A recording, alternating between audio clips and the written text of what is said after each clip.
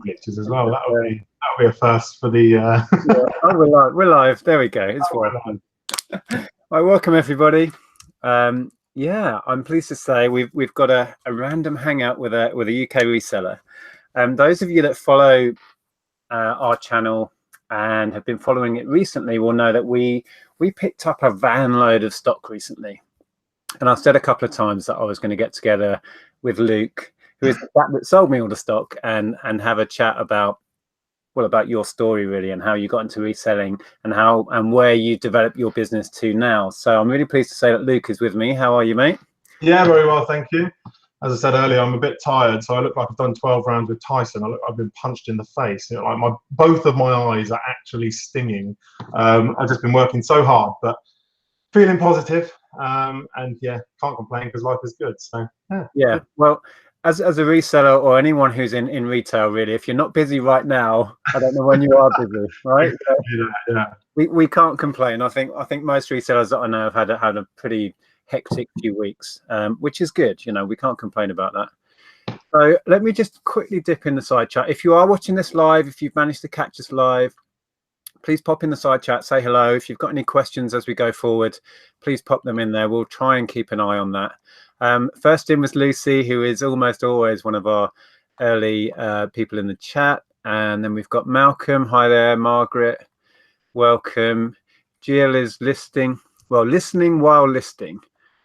So welcome, Lincoln Seller. Peter Ray, welcome, Pete.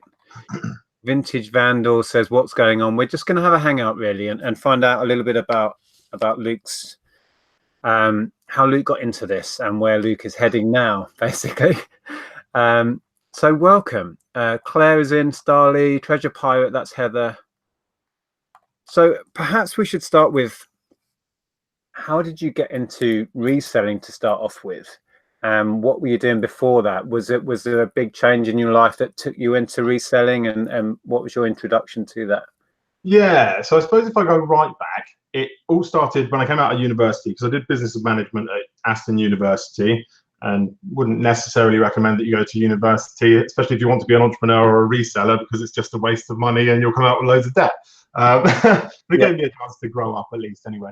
When I came out of university, I went to work for my mother and father-in-law, actually. So they say don't work with family, but it was absolutely fine. I actually enjoyed myself for a couple of years there. So what they've got is an interior landscaping company. And essentially what that means is, you've seen the tropical plants in really nice plant pots that you put into offices. They'll be put into offices on like a rental agreement. And so essentially their business did that. They went and maintained the plants every couple of weeks. So that's what I was doing when I came out of university. And that job was given to me on the offer that in 5 to 10 years time, they were going to retire. And along with their son, who's my brother-in-law, I could have owned that company. So it was an awesome opportunity for me, a fantastic opportunity with great prospects. It was basically like an established business. Here, have that on a plate. And so who wouldn't take that, right? It's just a crazy offer. So I took that up when I came out of university, but I was probably 2 or 3 years into that when I sort of realized that even though it's a great offer, it just wasn't what I wanted to do with the rest of my life. Like when I look at the rest of my life, I thought, do I want to be doing this until I die? I just thought, no, actually, I don't want to be doing it. So even though it's a fantastic opportunity, I thought the best thing that I can do is just get out now and explore different opportunities to see what I did want to do. Because I didn't really know what I did want to do. I just knew that I wanted to essentially work for myself. It's interesting hearing you say that. You had that realization really quite early. It took me a long time and a lot of jobs that I tried before I realized I would only be happy being an entrepreneur, doing my own thing, whatever that ended up being. Yeah. So I think you're quite lucky in a way that you had that realization in your first job, essentially. Yeah, well, I had the realization in my first job, but it didn't stop me from getting another job. Yeah, I actually did really enjoy my second job as well. And again, it was a fantastic opportunity. Got to work with some really great people. So that was for a web development company in Reading called 3 Chilies. So they build really like high-end bespoke websites for household brands that you will have heard of.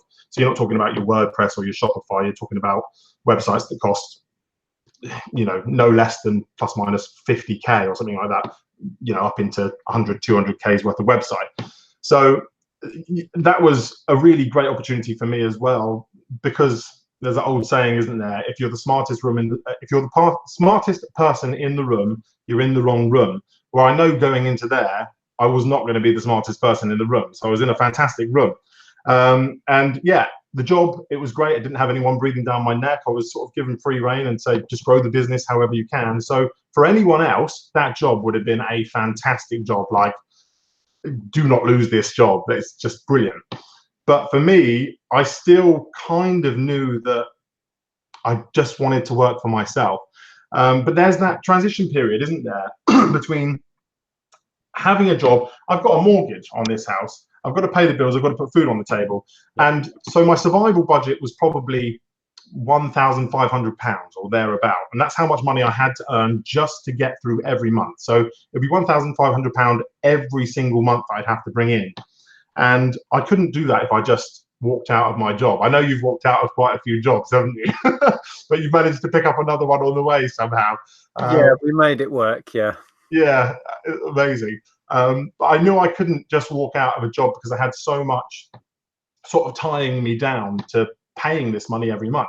So I had to get to a spot in my life where I was earning a survival budget before I could then just give it all up and become my own boss. And so I started reselling probably maybe when I was just leaving my first job or getting into my second job. And so that's how I got into it. Well, how I got into it was actually, I know a lot of people say this, but it's completely your fault. Yeah, I found your videos online. So I basically typed in how to make money online. I was just looking for different ideas because I've come up with a few different ideas in my time, and not all of them have been successful. So I just looked at different ways that other people were making money. And yeah, your videos came up on YouTube.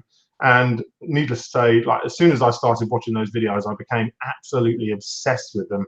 I think if you look back at my YouTube history, it would just be Nick Hills, Nick Hills, Nick Hills. Like every single video that you put out, I watched hundreds and hundreds of hours of content. Just fantastic. So you taught me what to pick up, where to get my packaging supplies from, how to package goods, how to send them out, who to use to send them out, and that kind of stuff.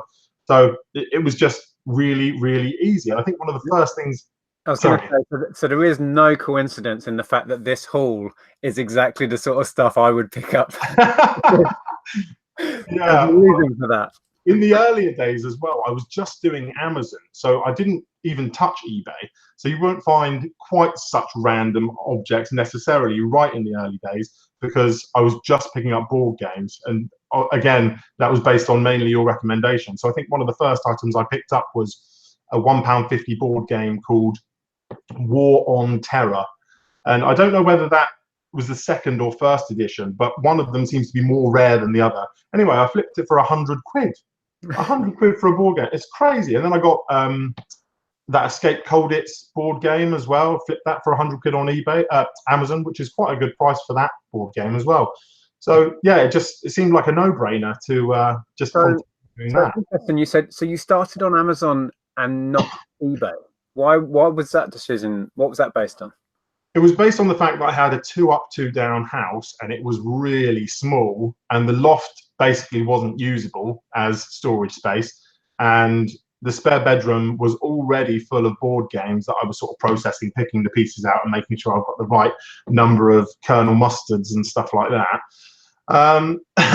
And yeah, I just didn't have any space for any more tat. So I wanted to, as well as the fact that I wanted it to be as passive as possible as well. So FBA, in terms of reselling, is far more passive in my eyes than eBay is, because you haven't got that individual thing of going up into the loft, trying to locate the item that you've sold. You're lucky enough if you can find it, if you have a loft like I did. Yeah, you just send it all to Amazon, don't you? And they deal with everything from there on out. And that's why there's no picking and packing and all of that, which can take up, as I know full well, an awful lot of your time if you end up turning over a lot of stock and you're picking and packing every item. I mean, Amazon FBA has been quite a game changer for us. That ticks along in the background, as you know, and it doesn't take any more time out of your day, which is quite exactly it. And I don't know whether it was foolishly or not, but I got into eBay because I started picking up items that weren't listed on Amazon. So one of the items that sticks out in my mind was like a Sylvester and Tweety Pie phone. and it just wasn't listed on Amazon. I wouldn't even know what to type in to find this particular phone because it was just such an odd item. Anyway, I flipped that on eBay for 60 quid, having paid, I think it was £1 for it or something like that. I thought, actually, eBay's not that bad, is it? So started picking up even more random items, and yeah, started selling them on eBay as well. And so eventually, well, I just kept doing that for months and months and months, or actually probably over 2 years, maybe a year and a half, something like that.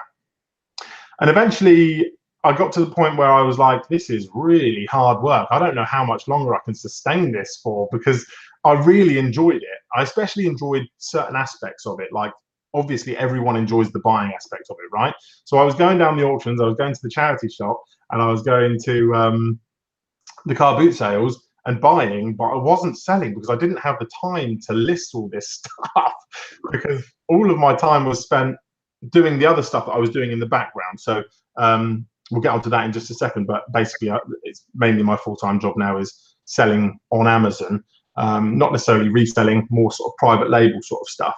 Yeah. But all of my time was spent doing that. It's a common thing that we all find it easy to buy stock. That has never been my issue, finding stock, and it clearly wasn't yours, because you know, once I met you and saw the stock, it was amazing the amount of stuff you managed to accumulate. That's never the hard part. But yeah, selling it can be. So it's a common thing. You're not alone there, mate, at all. Yeah, that was a pile of shame, wasn't it? I don't think even people realised quite how much stock you've got as well, because when I watched that haul video back, you didn't show the whole van full, did you? But I promised you. Well, we were there so long that it got dark and I couldn't even film. But I mean, you'll attest to this, we couldn't really put anything else in. We were worried the doors wouldn't shut. So yeah, the scale of it, because our spare room is pretty full and I've already put the bulky stuff in the loft. Yeah. So this doesn't quite represent it.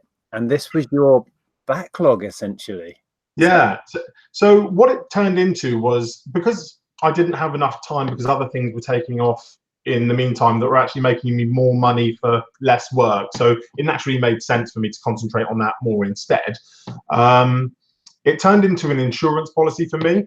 Because I'm selling on Amazon, Amazon can essentially go, lights out, business is gone. You know, they can suspend your account like that and your monthly income just doesn't exist anymore. I'm less worried about that now than I was a year or two ago, I think. It could still happen, but I'm less worried about that now. And so I didn't need the insurance policy anymore, because if they did turn that off, I knew I just had a loft full of tat that I could flip on eBay. You know, it would be hard work listing it all and getting it up there quick enough, but it was an option.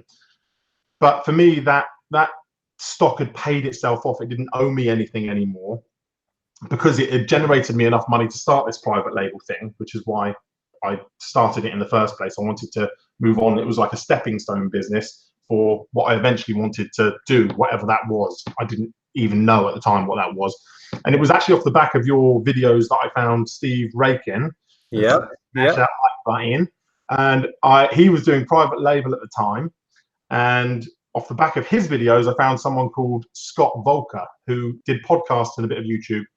Fantastic YouTuber, and I just learned so much from you and so much from Scott, all through YouTube. I've learned everything that I need to learn through YouTube. I think I didn't need to go to university. We just sat there and watched YouTube. That's amazing. So yeah. you mentioned that the words private label there. We've probably all heard it, you know, and a lot of people, some of the little adverts you get before reselling videos bang on about private label, courses and stuff. So in a nutshell, what does that mean, and how did you start? Because I think I've looked into it briefly and it just doesn't appeal to me. I know there's money there and you proved that, but how does that really happen in the real world? What's it about? So first of all, those gurus that come up before all your videos, if you've sold one item on Amazon, someone has the right to say, oh, I know all about Amazon now. I'm going to become a Amazon consultant. I can't really talk because I do a little bit of consultancy myself, but I've sold quite a lot of items to Amazon now, so I feel like I know the system very, very well. I'm not one of those annoying people that turn up before your YouTube videos yet. So you might see. It comes with a caveat, doesn't it? You know, keep my options open. So private label is essentially where, at its very basic form, you'll go to a Chinese supplier and you'll say, I want this item with my logo on it. And they'll say, okay, minimum order quantity is 1,000 or 2,000 items. And you'll go, yeah, okay, send them over. You send them the money, they send them to you. You send them into Amazon, Amazon sell them for you. So there's a lot that goes on in the background, obviously, like creating your listing and making all the pictures for it, and Amazon optimization and stuff like that, and making sure you don't get screwed over fundamentally as well, because you're sending money to an unknown entity in China. So there's a lot that goes on in the background. But anyway, that in its most basic form is what it is. But if you want to do well in private labeling, you want to find a product that's already selling really well. So it already has demand. People are already going to Amazon and typing this thing in. So there's traffic for it. And you're trying to make that product better or different in some way. So rather than just sticking your logo on that off-the-shelf product, you might add a widget to it or bundle it with something else, or completely change the design a bit to offer more value to the end customer. And so that's what I got into, and yeah, it's been going rather well. So essentially, to cut a very long and I'm sure complicated story, yeah, the private label meant that you had that income coming in. You weren't needing to do eBay and the Amazon FBA sending up random board games and stuff. That's exactly. And then scroll on a year or two, and you contacted me and started a conversation. Do you want some stock? Yeah, I sent you some really awkward, shaky videos. I couldn't even move up in the loft. That's how much stock there was. I was just like, I'm really sorry, Nick. I just can't be bothered with this anymore. I can't move, and it's so cramped up there. And so you didn't seem that interested to start with. No, I'll be honest. I kind of fobbed you up a bit, because it was like, what I couldn't really, like you said, I couldn't really see what it was. It came at a time when I was really trying to bring down my stock levels and clear the boards, and then you're saying, do you want a loft full of gear? And I was like, no, not really. Scroll on a couple of months later, and we had more of a longer conversation about it, and I popped down to see you, and I could then see that it was quality stuff. It wasn't like you were trying to offload a load of old crap you couldn't sell. That's the thing. It was quality stuff that I myself would have picked up if I'd seen it anyway. And the reason why you were getting rid of it, kind of made sense to me. So we went for it. And also at that point, you explained to me, and you said that you have another project that you've been working on for some time that was really interesting to me, and that we could potentially work together to promote. So do you want to explain, obviously you've been building up your private label and that's where your main income's coming from, but what's this other project that's been taking up a lot of your time? So I need to work on my elevator pitch for this. It's still in its early days, but essentially while I was at 3 Chilies, which is that web development company, I was working with a couple of really smart guys who I became really good friends with. And they, I think, saw how well I was doing on Amazon, and they sort of wanted to set up their own business as well. And they had a completely different skill set to what I had. And so it just made sense to work together on something. And I had this idea.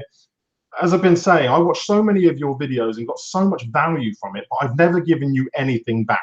Like I've watched all of your videos, and every now and then I might have clicked the ad. I probably clicked skip on most of the ads that I see in most of the videos, to be fair. So creator doesn't necessarily get paid. But everything I've learned from eBay reselling was from you.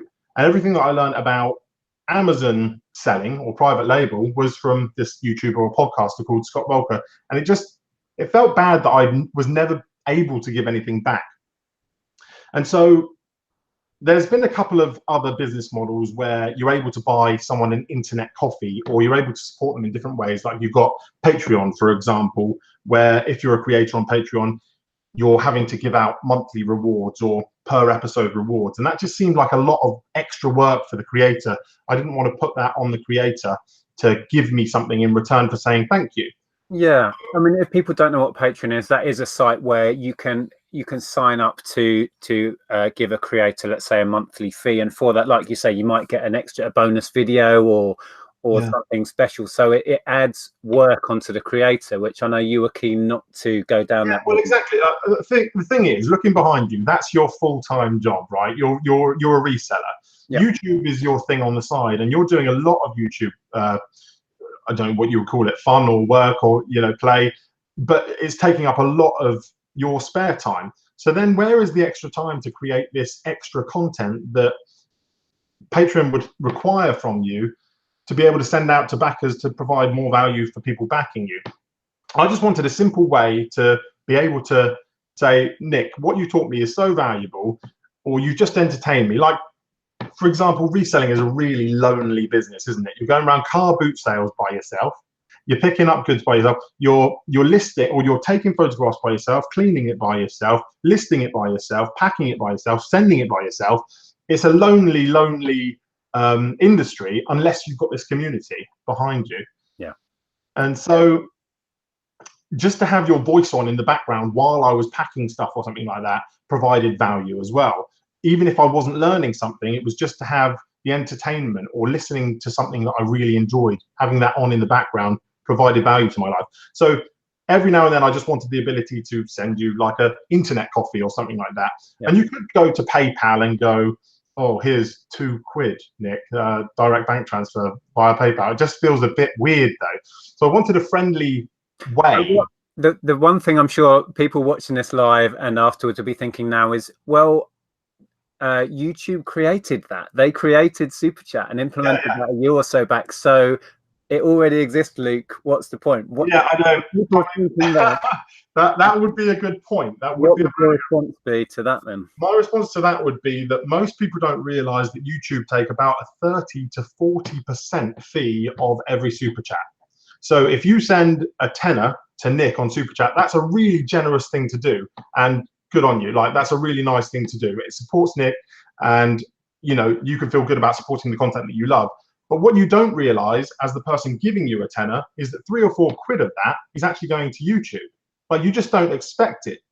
You might expect a small payment processing fee, like you would when you sell an item through eBay and PayPal take a small payment processing fee. You don't expect 30 to 40% of it to go to YouTube.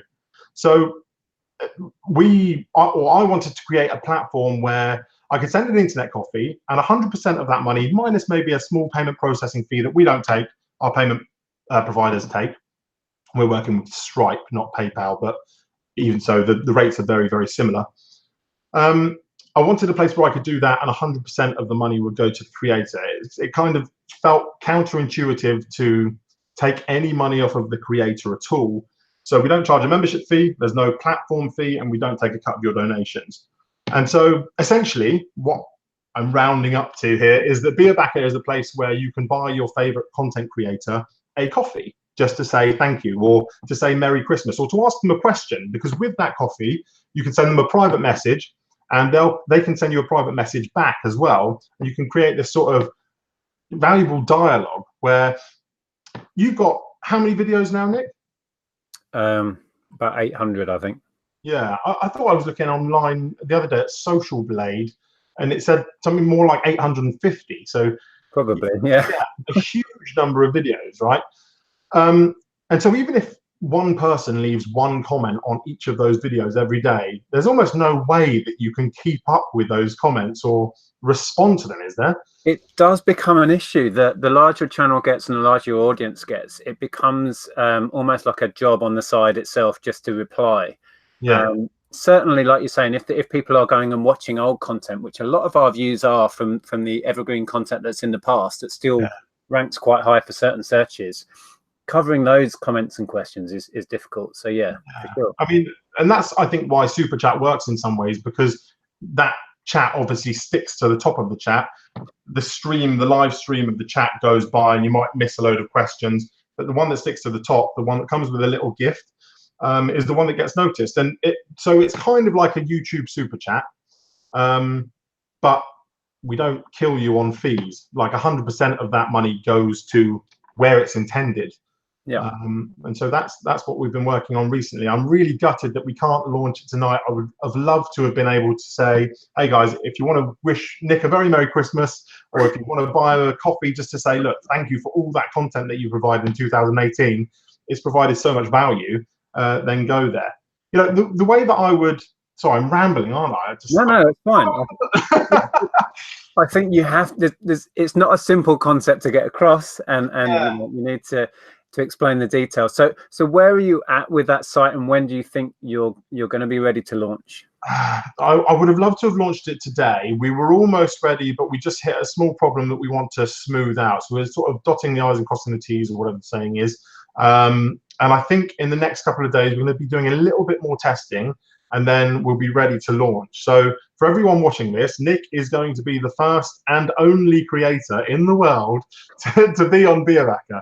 And so I'm eternally grateful for him agreeing to sort of be our guinea pig, if you like, our first creator. I'll be a guinea pig for you. That's fine. Obviously, all your viewers can be, or it's their opportunity to be the first in the world to try it as a backer, or as someone that might want to buy your coffee. Well, the beauty of this is, I think that you're going to be learning as we go. I'll be kind of testing it from a creator point of view, and my audience could try it out as a donator point of view, because you need to know some feedback on this. And I think the beauty of what we can do moving forward is to kind of find the issues, find out what works and what doesn't for you, and feed that back to you. I was going to say, it's not going to be exclusively for YouTubers, is that correct or not? No, it can be for any kind of content creator. So whether you're a YouTuber, a blogger, vlogger, musician, artist, creator, gamer, streamer, any kind of content creator that you can think of. You know, really anyone and everyone is a content creator in some kind of capacity, really, aren't they? But yeah, it's not a place where you make charitable donations. That's not what this is. So it's not a Just Giving or a GoFundMe. It is strictly for content creators. It's essentially giving someone a way of supporting somebody that they're that they enjoy the content of, or they're a fan of. I just saw Kelly, who is flipping fantastic finds, in the side chat there, says, I've seen this on blogs before, buy me a coffee. Yes, it has. I mean, this idea isn't new, but I think it's like the buy me a coffee button on steroids, though. So on all the old blogs, like 10 years ago, you might have seen loads of these buttons that say buy me a coffee. But what it would do is go through to this cold, hard payment PayPal screen, which, as I was saying a minute ago, it just feels like a weird bank transaction. It doesn't feel like a friendly thing. It's much easier for me to say, do you know what, Nick, that video that you provided entertained me and it actually taught me something. I went and picked up a flat Eric and flipped it for 50 quid. Like, here's 2 quid just to say thanks. Like, it's much easier for me to say, here's a coffee, to say thanks, than it is for me to say, oh, can I send you £2.50? You know, that kind of thing. So it's turning the psychology of it into a friendly thing, but there's also that messaging aspect as well. So you can message your favorite creator, and they can message you back. So you get value that way as well. Yeah, it's just a much friendly element of it. And also, we can't show you the interface right now, but hopefully before Christmas we'll get together again, and when you're ready to launch, and we'll be able to screen share and show the interface and all the work you put into making it more of a social experience, more of a friendly experience. Because I had the pleasure of being able to see this firsthand when I came down to visit you, and I think that would be important, sharing how this works. And also, any channel that is on YouTube, no matter what size, could get involved in this. I'm not sure, but I think there's a certain level you have to reach to be eligible for Super Chat. So this enables brand new YouTubers that are providing content, entertainment, or value, to get involved, and for people to be able to thank them in that way as well, which is cool. Yeah, certainly to be a YouTube partner, to benefit from the adverts, the in-stream adverts, you have to hit a certain amount of watch time or have a certain number of subscribers, I believe. Yeah, they changed that this year. I think it's 1,000 plus X amount of hours of watch time, and I don't know if it's the same for Super Chat. Somebody would have to let me know in the comments. It's really difficult for small creators, and especially, like, this is really niche content, isn't it? The reselling world is a very specific niche, a very tight-knit community, but it's very compact, and it won't necessarily explode. Like, tomorrow you're not necessarily going to do a video and then get 1 million subscribers. No, because there just aren't that many people that are necessarily interested in reselling. So for small creators, something like BeABacker, the platform that we're going to be launching in the next few days, it could do wonders. We'll see. I really hope it does. I just need to make it clear that I'm not going to make a penny from BeABacker. In fact, it's probably going to cost me quite a lot of money, a few £100 per month. But, yeah. Well, that was my next question, and I think it was one of the first questions I asked you. But being in business myself and understanding that you've put a lot of time, money, and blood, sweat, and tears into this already, I think one of the first things I said to you, well, where's your revenue from this? Well, how are you making any money? And you said, we're not. No. How is that sensible? Yeah, I don't know. I can't answer that because it's probably not sensible. But the idea or the thinking behind it is that, let's take you, for example. When you started YouTube, you didn't start YouTube because you wanted to make money from YouTube. You started because, well, I'm speaking for you here, but I assume you started because you wanted to create this community, or you wanted to share your knowledge and experience and maybe talk to other people that might be interested in the same thing. Well, interestingly, when I chat with other content creators, get other YouTubers on, and they often say, I started because I was watching yourself, I was watching Zahir or whatever, and I wanted to do my bit, to give something back. And when I started, it was in response to some of the American YouTubers I've been watching. I think when I started YouTube, there was only Tom in the UK doing it, and I'd watched his videos, and the motivation to start was, hang on, I've been doing this for years. I know some stuff. I'm going to share and see if people are interested. And it's funny because I didn't know I could monetize it. I didn't realize you could partner with Google. I thought they put ads on, they take some revenue. Fair enough. Yeah, well, there you go. You know you can make money. So you definitely weren't going into YouTube for the money. Yeah, and I don't think most, if not all of the resellers that are doing it are thinking that way, because even I've built my channel up to quite a level, and it's just about starting to be worth the time I put in. I had this conversation with you, and that's 5 years of work. So if I went into it thinking this is a moneymaker, I really screwed up because it wasn't. But no, that's exactly it. But I think if you go into any business idea, or not even a business idea, I think if you go into anything with the intention of helping people, what goes around eventually comes around. So hopefully you're seeing the benefits, right? You said maybe financially you might be seeing a bit more benefit from it now than you were before, or you've got the benefit of the community and having a big friendship group. I know you talk to Tom and Zahir really regularly, and you wouldn't have had that before YouTube. Absolutely. Yeah. I mean, even if the financial reward wasn't there, as it is, the fact that I now have a social group around work, is worth all the effort, to be honest, anyway. And I think that's what most of the YouTubers that I chat to get out of it, is the sense of community. I was seeing a few questions coming in. If you've got any questions about what we've just covered and the BeABacker site, please pop them in. Somebody, I think, misheard you and thought it was BeABacker, as in buy you a beer. Yeah, I've just seen Bean Flipper as well. Oh yeah. That's it. Don't Google that, people. No.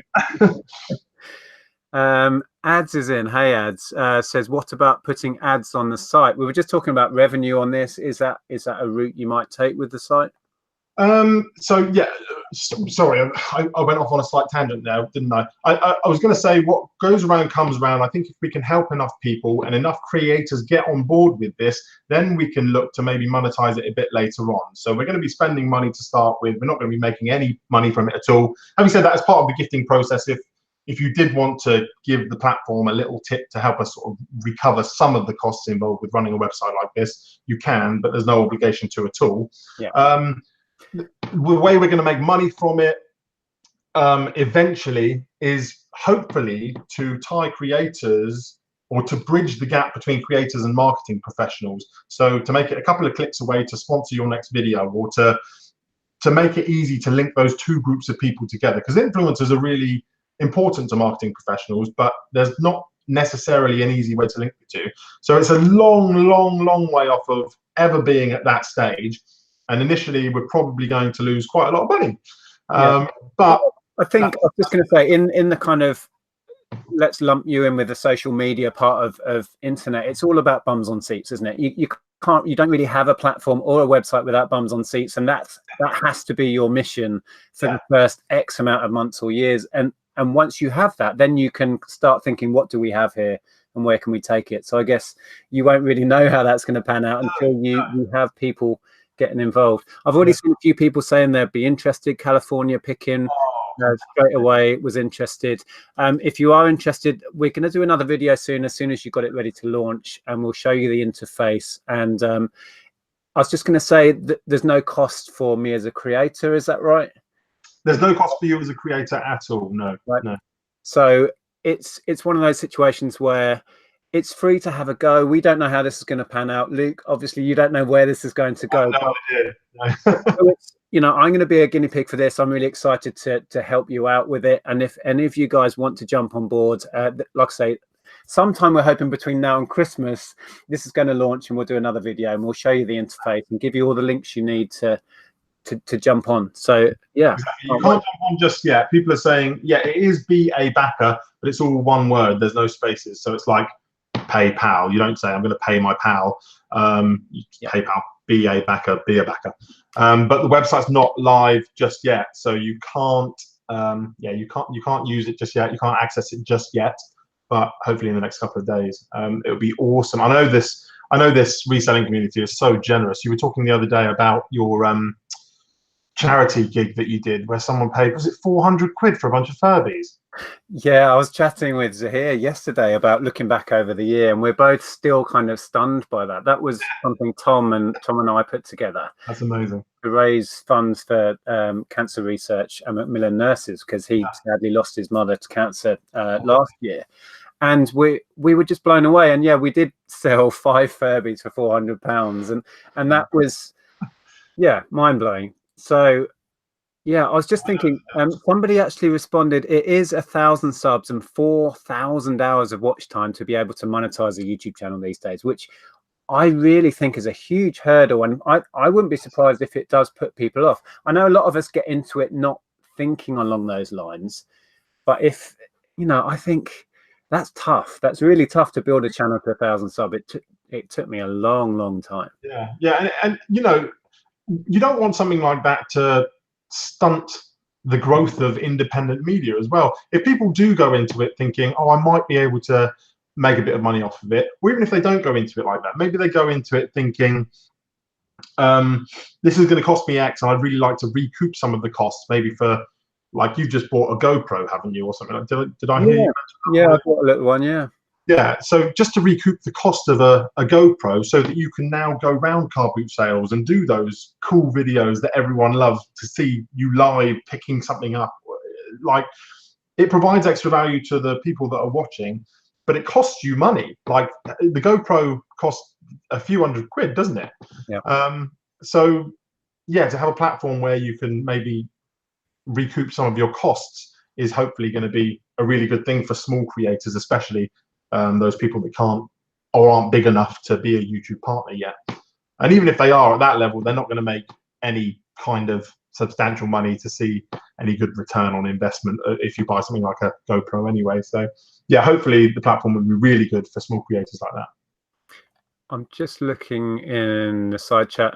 California Picking was saying he's been on YouTube. Oh, I've just lost the comment. I think it's 6.5 years. So he says, I'm an OG. What's OG? I'm so out of the loop. That rings a bell. I can't. My brain's gone. Oh, is it Original Gangster? Original Gangster. What's the name going to be? We've covered that. It's BeABacker, all as one word. Yeah. Steve Green is in, who has a YouTube channel. Great chap. He says, sounds like a great idea, Luke. Good luck. Let's see what someone's just, I think I'm really far ahead in the chat. I don't know where you are, but someone's just said, Luke, do you play rugby? You're built better than Steve Green. And that's really saying something. Yeah, thanks very much. I don't play rugby. I was pretty useless at it in school. I used to sit on people, so I would tackle them and just sort of sit on them, and that was quite effective until you got into sort of year 10 or 11, where you actually had to move and get up again to form the next ruck or maul or whatever. So yeah, I don't play rugby. I'm not that much good at it, but I do enjoy watching it. In fact, there might be some people in the chat that kind of recognize the voice but don't necessarily recognize the face, and that might be because when I was doing reselling, I was actually doing a few YouTube videos myself, but I was about 5 stone lighter then. So if you don't recognise the face, it's because it's gone outwards a little bit. Someone called me James Corden on your last video I saw. How offensive. How? Yeah, I saw that. I'll take that. He's a nice guy. OG, yeah, ads reckons OG means original gangster. So there you go. That's, yeah, okay.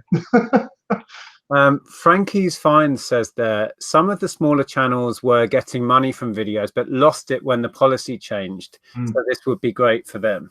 Absolutely, yeah. There's a lot of channels that kind of hover under that mark, but are putting in the same amount of time and energy and passion as I might do, and just not being able to be rewarded for it. So it really, you know, kind of made it a them and us situation, and overnight that changed, and it was, yeah. I understand some of the reasoning behind it, because it was all to do with the advertising and wanting to, not wanting somebody to come straight onto the platform, make a video about whatever they want and monetize it, because the advertisers were getting very cold feet about what their content, what their adverts are being placed next to. So YouTube wanted to take back some of that control, but it came really soon after the Logan Paul video, didn't it? Yeah, there was some controversy about. So yeah, I think that might have been off the back of that, which is really unfortunate for the small creators. Hopefully, yeah, it'll be really good for them. Oh, Mel is in. That Sparrow Zen says, hello, I think I've missed the key bit at the start. No idea what you're talking about. Yeah, we're probably going to wrap this one up soon. We've been talking about BeABacker, which is a website that Luke's been developing, that we're going to promote through this channel and see how it pans out. There'll be another video coming soon, hopefully before Christmas is what we're trying to arrange, when we will screen share and show the interface and how it all works. And I'm hoping that a bunch of you will join me in trying it out. I've got a question for you, Nick, and this is going to seem completely random, but I remember ages and ages and ages ago, you mentioned that you had this idea for a board game where you mentioned a really cool board game mechanic, which was, I think it was like a tank where you had this dice, and every time it lost a life, you would change the 6 to a 5 and the 5 to a 4 or whatever like that. Did that ever go anywhere? No, it's one of the things that I find it really frustrating, because I'm an ideas person like yourself, I think. Yeah. And because I run this and this takes up my time, and then YouTube kind of takes up all the time in between that I have, and I have quite a busy family and social life. So things like that tend to just get shelved all the time. I developed that to a point where it was really fun to play, and I was working on the 4-player version of it and stuff, but it's gone nowhere. It's sat on a shelf in here. You've actually made a full working prototype of it. Well, yeah, very basic, just kind of stick plastic kind of job. Yeah. But I had some little pieces machined, laser cut pieces and stuff. Oh, yeah.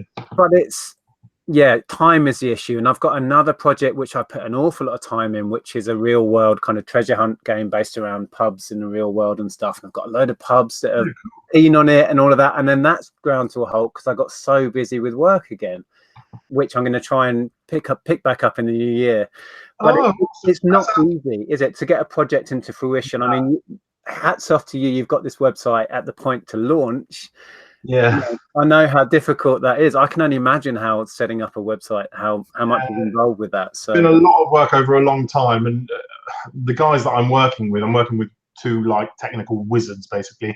They put in so much work. It's unreal. So hats off to them mainly to this point. But yeah, it takes a lot of work, but it's so rewarding, and you learn so much along the way. Like I've done quite a few Kickstarter projects in the past where I've launched my own products. Like I've got everything within reach here. So one of my products is this, which is an invention actually. So usually with private labeling. Hang on, that's a post-it note. Usually with private labeling, you pick something that you know is already selling and that already has traffic. We covered that earlier.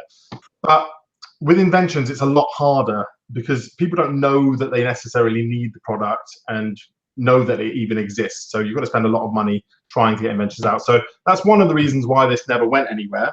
Like most of my harebrained schemes, but I learned something in every project. So even if it fails, I don't really call it a failure. I call it a learning curve, if you like. But anyway, yes, this is a post-it note, but it's not just any post-it note, Nick. This is an Octopad.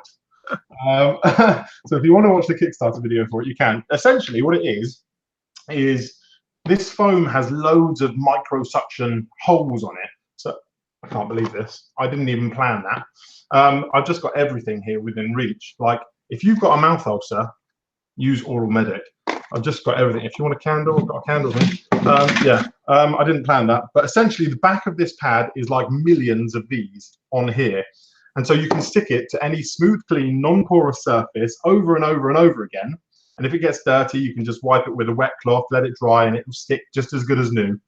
And then the other side of it is like a whiteboard material, kind of like an acetate material. So you can use this Post-it note forever, essentially, well, until you damage it or something like that. So you don't get through hundreds of packs of Post-it notes, because as soon as you're done with the Post-it note, obviously you scrunch it up and put it in the bin, which isn't particularly environmentally friendly. But with this, you can even use a special pen, which when you write on there and give it a couple of seconds, it won't rub off like a whiteboard pen will. So, so is that a product that you managed to get crowdfunding? Were you talking about crowdfunding before? Or yeah. So how did that pan out, and did that get into production? It panned out quite well. I actually got onto MSN Inventions of the Week or something like that. I didn't even apply for it. So yeah, it wasn't a huge Kickstarter project, but you know, when you think of Kickstarter, you think of these projects that just go into the stratosphere, like hundreds of thousands, if not millions of pounds, like the coolest cooler that did X number of millions of quids worth of cooler. But yeah, it made me well, it didn't make me a few grand. I bought in a few grand. I worked till about 4 or 5 o'clock in the morning for about 2 weeks straight, and I didn't make a penny from it because I didn't properly work out my costings. And it's just so expensive. This material on the back is from Japan, and just a roll of it is a few hundred quid, and I had to buy quite a few rolls of it. And then, yeah, just to sit there and process it. I had this big craft machine, which is a die cutting machine. So it cuts stuff out, basically. You can cut really intricate shapes out, but I was cutting out squares. In fact, I've got like a desktop version here, and there's an A4 version as well. But I just sat there for days and days on end, just cutting these things out like a sweatshop, but I was the only employee. It was depressing. Was that to fulfill the backers? Yes. Oh, I see. Right. Exactly. So going back to what we were talking about earlier a little bit, when we were talking about Patreon, Kickstarter is kind of like Patreon in some ways, because you've got to give a reward to backers. I've done a few Kickstarters now, and it is so much work. And that's just as a one-off thing, whereas Patreon requires you to do it sort of every month or every episode. So I don't want to slag Patreon off too much, but basically, BeABacker's better. Kind of BeABacker. No, so the idea is that it doesn't wipe off when you brush by it with your finger, but you can use the eraser on this side and rub it off like that, and then you're ready to go again, re-stick. So yeah, that's one of my is that something that's now available on Amazon, or are you not producing those anymore?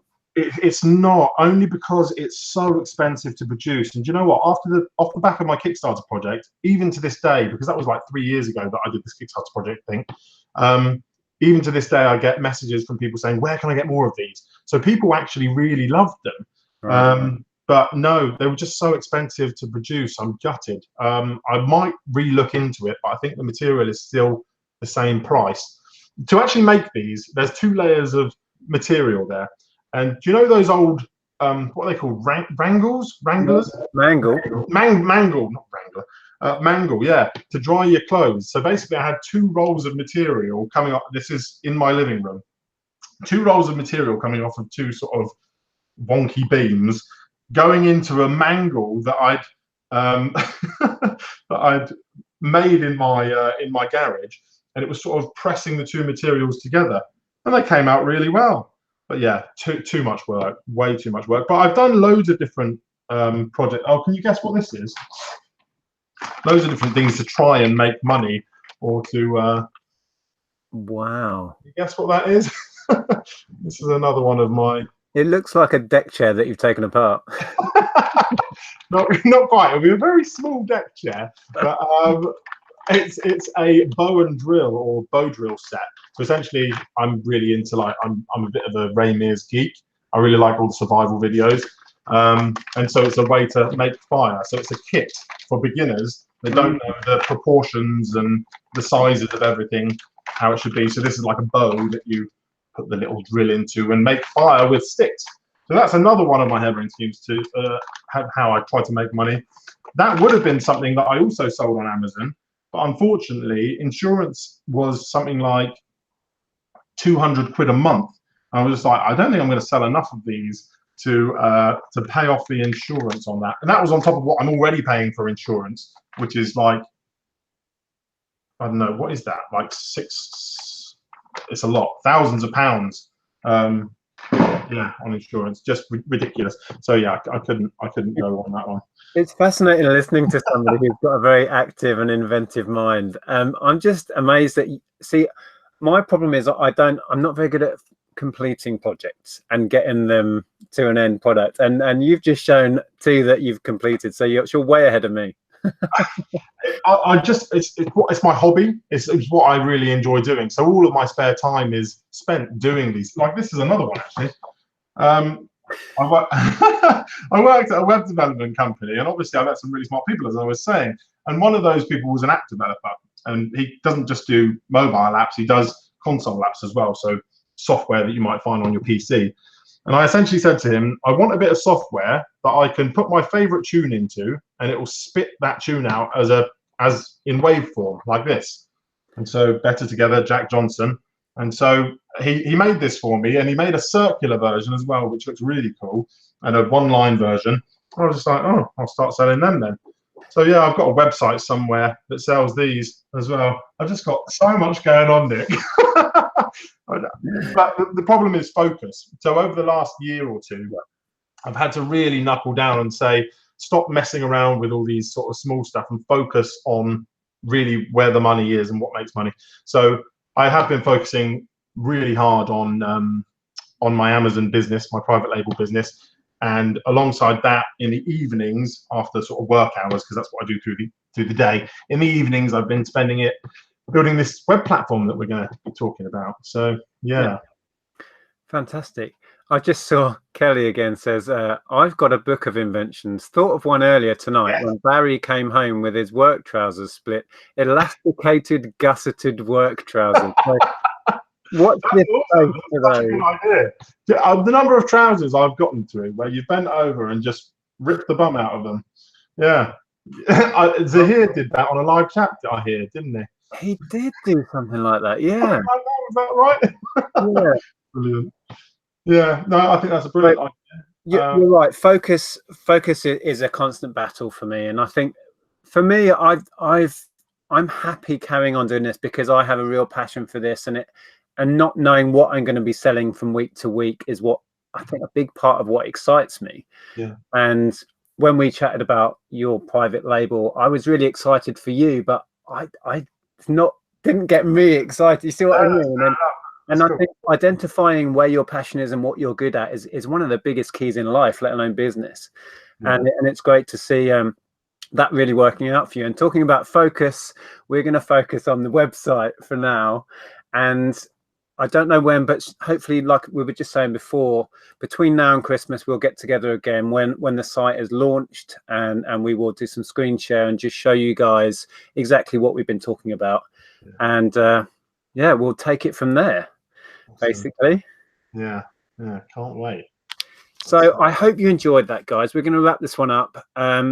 Join us again when I get Luke back on, and we'll talk about and show you the actual site. I'm going to be a guinea pig and get on there. I hope a bunch of you other guys that are YouTubers jump on, because it doesn't cost you anything, and it'll just be great to find out how this works and help Luke out with the project. So that's what we're going to do. So thank you, Luke, for joining me. I hope that was okay. It was absolutely brilliant. Yeah, I feel like I've rambled on and haven't given you a chance to get a word in edgeways at some point. So sorry for that. No, that's absolutely fine. I'd rather you talk a lot than not much. It's really hard interviewing people or chatting to people who don't talk. Man. Put it that way. No, it's been a pleasure. Thanks for having me on.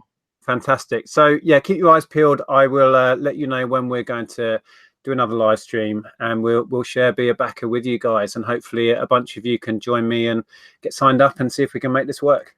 That'd be awesome. Yeah. Yeah, then Luke, have a fantastic week, and I'll speak to you soon. Cheers. In a bit. Bye, guys.